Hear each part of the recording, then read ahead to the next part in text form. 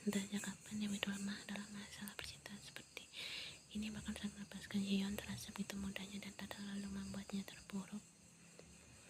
Namun yang sekarang berbeda, gadis yang sudah mencuri perhatiannya hanya dalam beberapa minggu itu membuat Taehyung sangat posesif padanya, bahkan dia takut kehilangan Yeon meski hal itu belum terjadi. Namun itulah cinta yang dia rasakan untuk Yeon, sebuah cinta yang sangat besar hingga membuatnya sampai takut dengan cinta yang dia rasakan ini.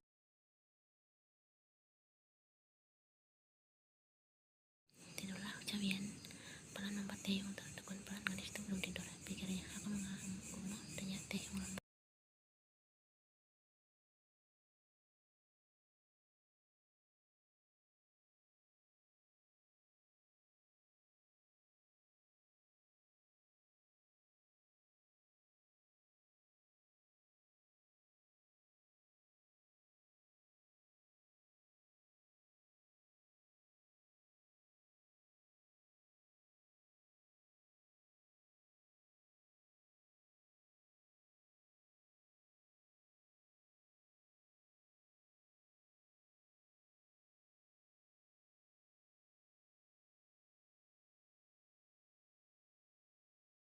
Bibir ini kuman Yeon berhenti. Bibir ini kuman Yeon berhenti membuat Taehyung merundukkan keningnya. Bibirnya selalu menciumku tanpa izin, tutur Yeon tersenyum manis dikala hanya matanya beradu pandang dengan Taehyung membuat sang priaku tersenyum.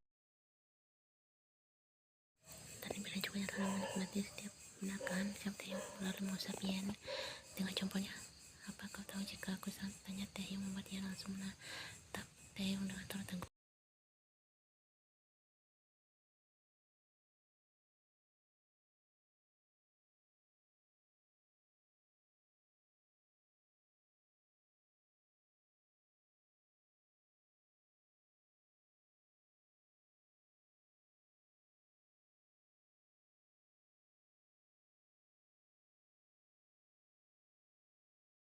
Jika saja aku ingin menuruti keinginan seorang pria saat ini, kau tidak akan selamat, ucap Taehyung tersenyum penuh arti pada Yeon. Namun Yeon hanya menatap wajah Taehyung dengan polosnya, seakan dia tak mengerti maksud Taehyung.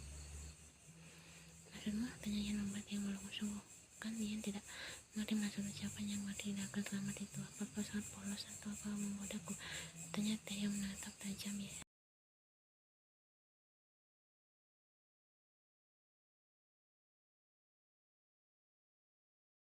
Aku mengantuk, ucap Yeon tiba-tiba lalu menutup matanya membuat Taehyung hanya kesal karena Yeon tak menjawab pertanyaannya, ataukah Yeon berusaha untuk membahasnya karena ia tahu apa yang Taehyung maksudkan. Jadi dia pura-pura polos di depan Taehyung gitu. Lihat saja jika Taehyung berhasil mengerjainya nanti.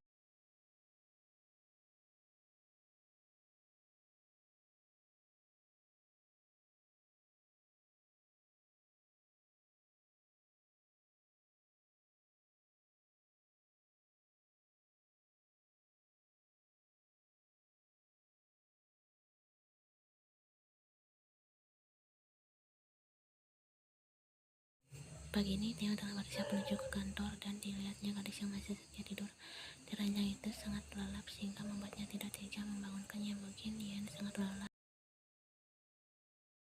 Taehyung pun kembali memasukkan beberapa dokumen dengan dalam map warna biru, kemudian berjalan ke arah ranjang dan mengecup keningnya sedikit lama membuat sebuah lenguan pada tubuh gadis itu. Terlepas hanya keningnya, Taehyung, hidung dan terakhir berwarna pink itu berkali-kali, dan kini aksinya dia mendapat sebuah respon dari gadisnya. Taehyung merasa jika tangan Yeon kini memeluk pinggangnya.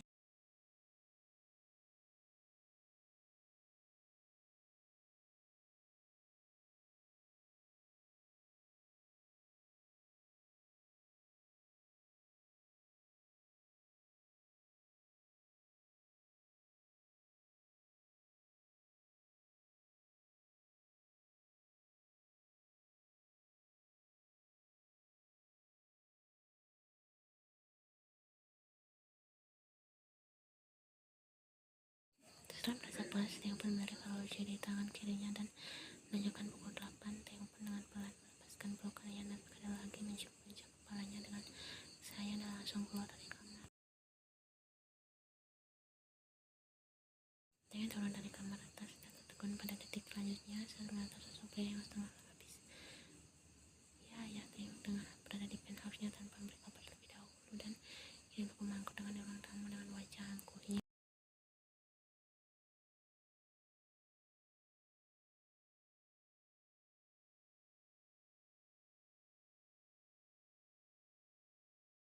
Taeyong segera mengambil ayahnya itu dengan wajah enggan sejujurnya. Taeyong benar-benar tidak ingin bertemu ayahnya dan berakhir harus beradu mulut dengan ayahnya itu.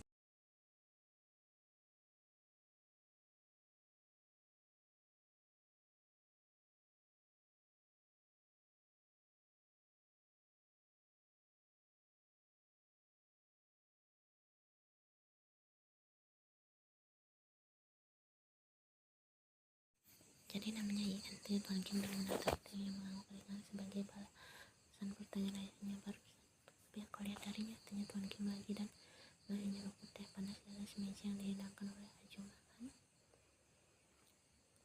Sekarang hal itu penting untuk diperbincangkan. Aku tak mempermasalahkan jika aku tidak menyetujui hubunganku, bahkan aku juga tak meminta persetujuanmu. Jawab saja ucapanku, apa yang kau lihat dari gadis asing itu? Tanya Tuan Kim sekali lagi dengan merasa berat. Apa yang sebenarnya hanya rencanakan lagi pada puas semalam yang perlakukan ia dengan buruk.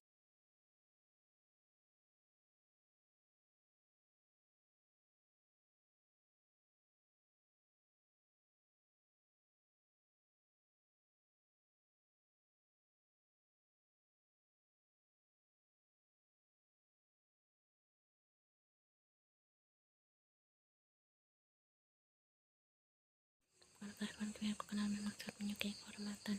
Dan aku tekankan sekali lagi, jangan pernah menghinanya. Gadis rendahan apalagi di depanku. Ian kekasihku, ucap Taeyong tajam. Sebenarnya apa yang kamu lakukan di rumahku? Kim Tae mengubah topik pembahasan mereka sebelum mereka akan semakin terlibat adu mulut panjang.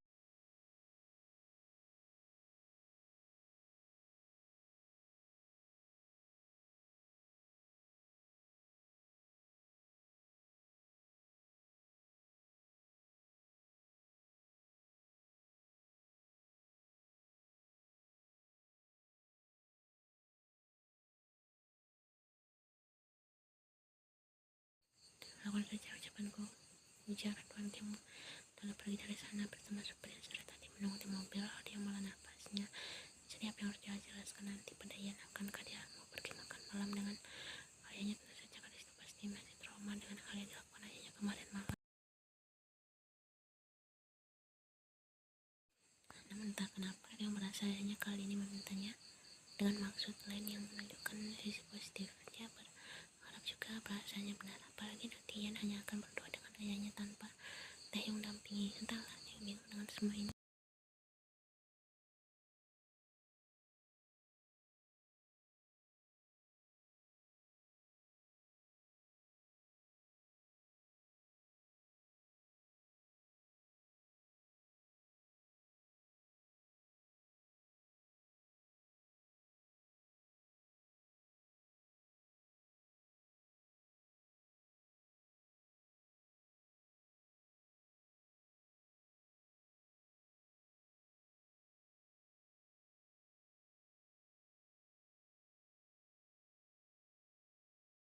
Matanya lebih perutnya, apa gadisnya masih hidup? Pria itu mengkhawatirkan banyak hal, hatinya semakin sakit mengingat senyuman gadis itu yang masih dia lihat sebulan yang lalu. Harusnya dia masih merasakan dekapan hangat putrinya dalam pelukannya.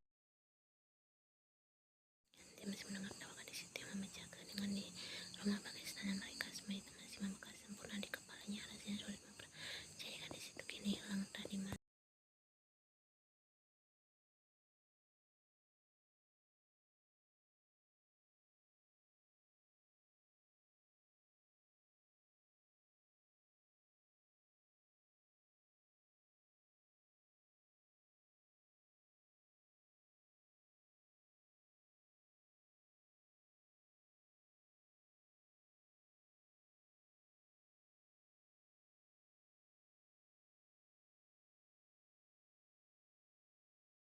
Besoknya menambah pria itu kegiatan rutin yang selalu dia lakukan setiap hari dan setiap malam hanya seperti ini, duduk di kamar anak perempuannya dan merenungkan setiap hal indah dan membuatnya lebih tenang. Namun semua sia-sia yang ada, dia semakin mengerti gadis itu. Terkadang dia jarang makan karena berpikir di luar sana mungkin perutnya belum makan, atau bahkan dia tidak tidur karena takut mungkin itu saja perutnya tidak tidur di ranjang yang empuk.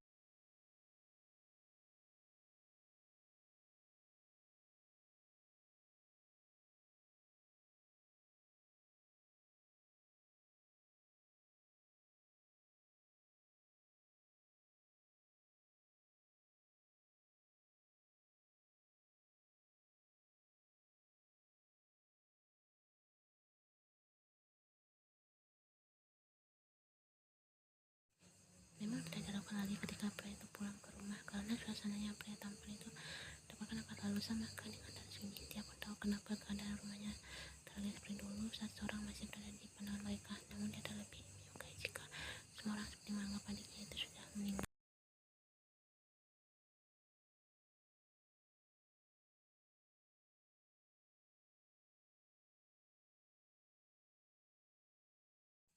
Di manapun suara tegas dan bertanya pada salah satu pelayan. Tuan berada di kamar Nona, serunya menunduk hormat pada tuan mudanya itu. Apa-apa belum tuan muda, tuan tidak menyentuh makanannya sejak pagi tadi. Bahkan tuan melarang kami memasuki kamar Nona dan menguncinya dari dalam.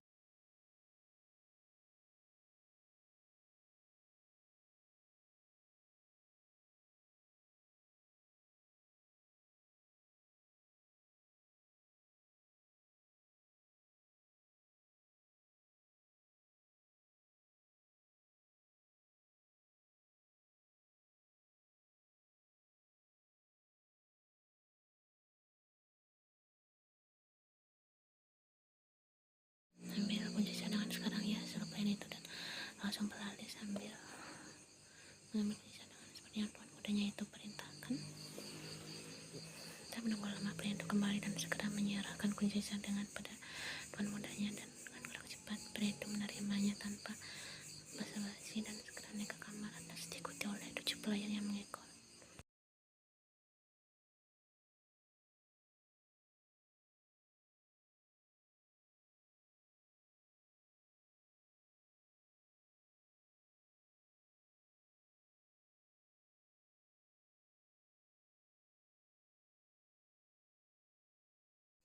Pria itu pun mendekati sang ayah yang berada di atas ranjang sambil memeluk foto adik perempuannya itu. Lantas dia menyunggihkan senyuman pahit dan melepaskan bingkai foto itu. Kemudian balik menatap sedih foto tersebut. Pria itu mengusap wajah sang adik yang nampak tersenyum bahagia di dalam foto tersebut. Demi Tuhan, dia merindukan adiknya. Mengapa Tuhan memberikan cobaan yang begitu berat untuk keluarga mereka?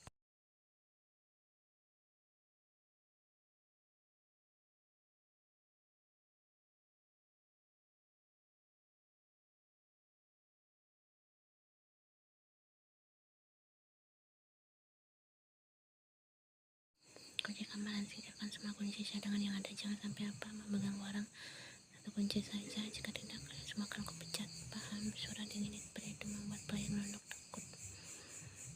Ya Tuhan, ini pria itu membopong tubuh ayahnya dan segera turun membawa pria itu ke dalam kamarnya, masih dengan para pelayan yang mengintil di belakang dengan membawa kursi roda, nampan, berisi makanan, obat dan juga handuk basah untuk mengusap kulit tubuh tuan besar mereka itu.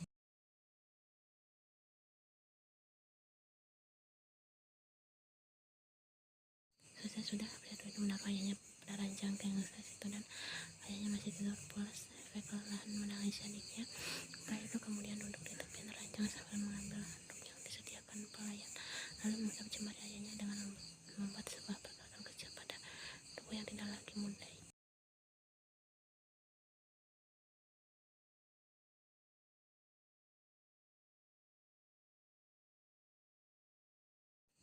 Panggilnya dengan senyuman, sang ayah mulai membuka matanya dengan perlahan. Kau sudah pulang dari kantor? Aku ingin melihat keadaan apa, ucap pria bernama Chris itu. Tanpa berbohong padaku, aku berjanji tidak akan menangisi adik lagi. Namun nyatanya apa masih menangisinya, ucap Chris masih mengusap rambut jemari ayahnya dengan sabar.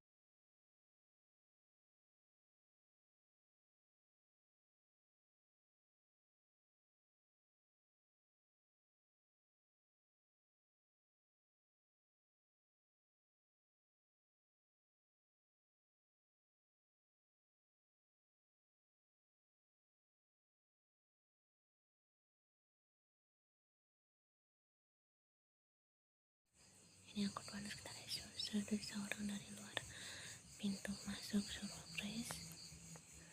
Seorang pria berperawakan lebih tua 7 tahun dengan Chris itu membungkukkan badannya terlebih dahulu setelah berhasil masuk ke dalam kamar tuan besarnya itu. Ada apa, sekretaris?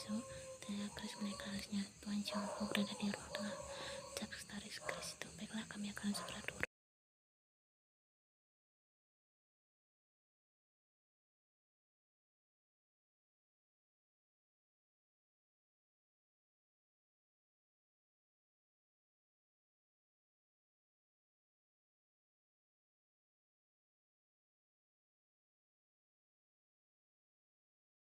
Jihyun pasti senang mendengarnya, ucap Tuan B tiba-tiba membuat suasana menjadi tenang karena pikiran mereka melayang entah kemana.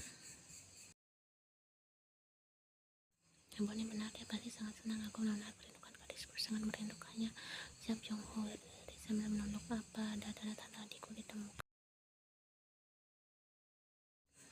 Tanya Jong Ho pada Chris, namun pria itu menggeleng lesu dengan kalian nafas panjang. Apa yang harus kita lakukan? Ampun, ini pernikahan kita hanya sisa 1 bulan lagi dan dia